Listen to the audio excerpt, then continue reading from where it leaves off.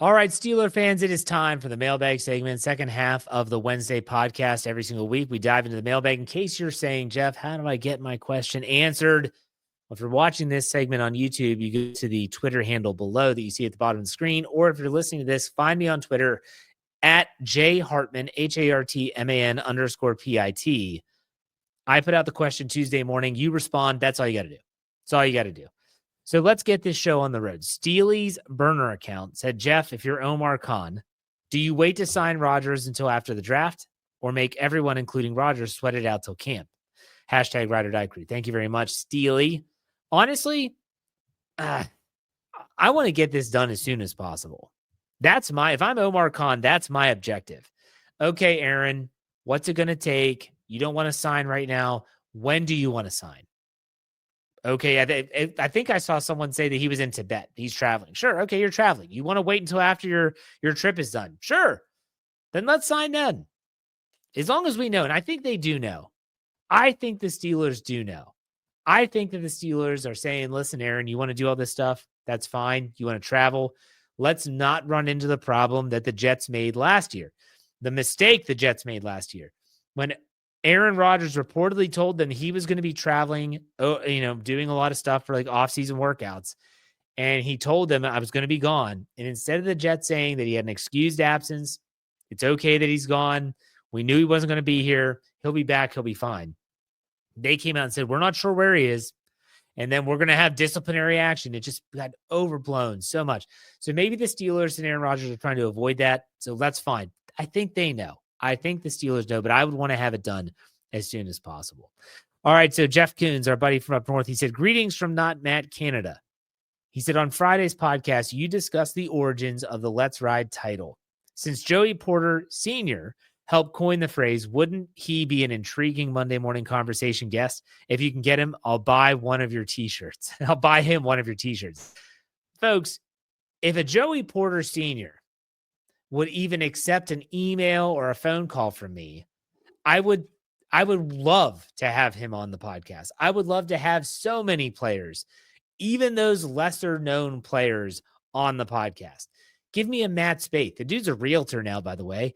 I've tried reaching out. He doesn't respond. If anyone has connections to these people, let me know, because I'd love to have him on the show. That's like saying, Jeff, would you like to interview Ben Roethlisberger if you could? Hell yes, I would love to interview Ben Roethlisberger if I could. I would love to ask him questions about his time leading up to the Steelers, during and after. That would be so much fun. Getting them on the show is a different story. Okay, so let's go. Would you rather, this is from the Ride or Die, the Believers, the Ride or Die Crew poll of the week.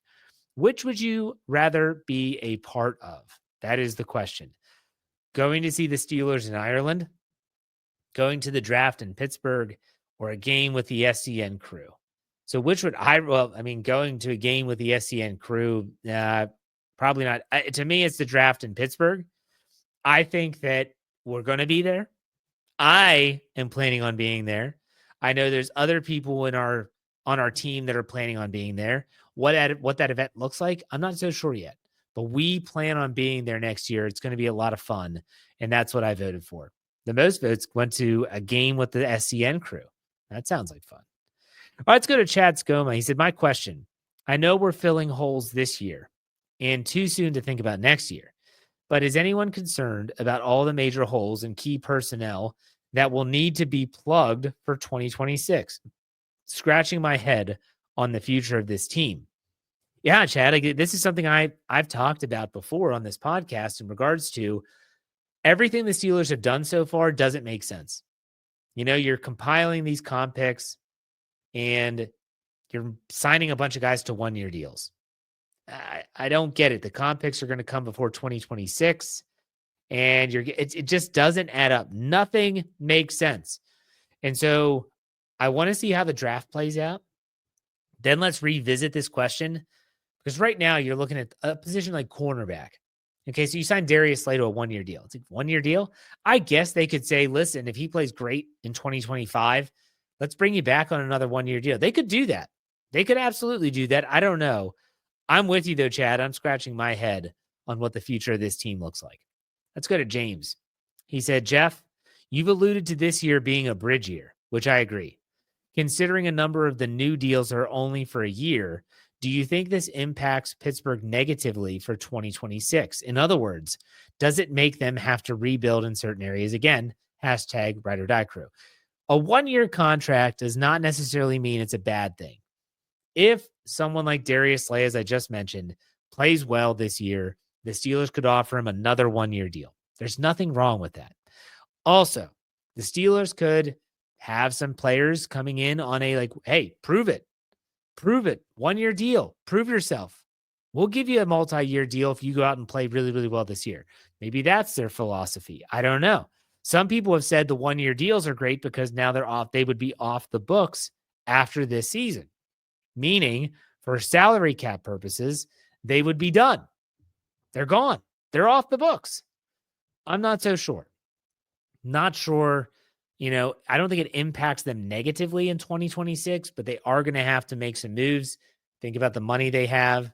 Think about the rollover possibilities. Think about those contracts clearing and having that space to go out and make more moves. It's going to take work. It's going to be a work in progress. We will see. All right, let's go to Brandon Diaz. He asked several questions. First, can the Steelers get past the first round with Rodgers at the helm? I want to see what the draft looks like because they do have some gaping holes that they have to fill on their roster. But if they can do that, I like the offense. If they can keep him upright, meaning the offensive line plays well, and I know that's a big question for me, then I think he could. Let's go to the next question. Which free agent will be missed the most based on production? I think you have to say Najee Harris. Najee Harris did have the production. Did he have the 4.0 or more yards per attempt in terms of carries? No, he didn't. But he was reliable, he was durable, and he did tote the load. So I think that's who they're going to miss the most based on production. Next one from Brandon. Who's the one draftee that would cause you to have a Kenny Pickett type reaction again? Okay, so those that don't know, and if you listen to the Scobro show, they play it all the time. It was my reaction when the Steelers drafted Kenny Pickett. And some people might say, well, Jeff, you were a Pickett supporter. I was a Kenny Pickett supporter when he was drafted by the Steelers. I did not want them to draft Kenny Pickett. I felt it was a knee-jerk reaction. And I feel the same way if they draft a quarterback in round 1 this year. If all of a sudden, let's say Jackson Dart slides to 21, and they're like, all right, the Steelers, if someone's on the phone with Jackson Dart, Steelers are on the board, you're going to hear them as a similar sentiment from me. And that is, holy cow, they're doing it again. They are doing it again. Shoot me now. That would be it. The drafting a quarterback in the first round would be awful. All right, and let's go next from Brandon. Best free agent signing that you can think of. I will go with James Ferrier, free agent signing from New York Jets. He was a first-round pick at a UVA. Fun fact about James Ferrier, he was a freshman when Marlon was a senior at William & Mary. They actually played against one another in college. And then the worst holiday and why. All right, we're going in a different realm here. The worst holiday, I can't stand holidays that I feel like are made up, like a Valentine's Day. It seems so made up to me. It seems so fake. There's nothing really, like, there's no substance behind it. And I've always told my wife, like, if I want to get you flowers, I'll just get you flowers. I don't need a day on the calendar to tell me to go do that. So I'll probably say that that's the worst holiday. It just feels so forced. It feels, I don't like it. Let's go to Annie. She said, hi, Jeff. Thanks for the amazing content you and the Steel Curtain Network keep providing us during the offseason. You're welcome. She said, my question is, what should our expectation be as fans for Troy Fautanu? Tomlin mentioned his one-on-one with Max Starks. He has high expectations for him. Is that realistic? I think it is. Troy Fautanu came into camp last year. Kevin Smith said it when he went to training camp. He looked every bit the part. He acted the part. He performed the part. He beat out Broderick Jones at right tackle. He won that job. Now, if some might say, Jeff, that doesn't say much. Broderick Jones, not great at right side, should be a left tackle. Sure, understood. I think he's going to be really good. If he can stay healthy, he's going to be really, really good. So I don't think, talking about high expectations, a first-round draft pick should have high expectations on him. And sometimes it's unfair. Look at Terrell Edmonds. Same thing. First-round pick. Probably shouldn't have been, but I think Troy Fautanu should have been a first-round pick. he should have been selected in the first round. So I think he's going to be really good. If he can stay healthy, I think he's going to be really, really good. All right, let's go with our comedic relief here at the end. Steeler fan 69 said, my grandfather's last words before he kicked the bucket was, who the hell left that bucket there? That's good. Okay, next. Tom Hanks says he wants to make a movie about classical music. He says, I will be Beethoven. Matt Damon says, I'll be Mozart. Arnold Schwarzenegger said, I'll be Bach. Very good. I love those. Hey, your DEFCON level's heading up there, buddy. It's heading in the right direction. That's what I like to see. All right, that does it for me. I hope you all enjoyed this show. A lot of news that was league-wide. I hope you all appreciated that in the first half. Nonetheless, we did talk about what the Steelers brass talking means. What does that mean for you, the Steelers fan? What should you take from it? So I hope you all enjoyed it. I know I did. I'll be back on Friday. We'll have the All Bets Are Off segment with Jeremy Jerome Betts. Will we have a quarterback to talk about? I don't know. But make sure you keep staying tuned to all the Steel Curtain Network podcasts and check out steelcurtainnetwork.com.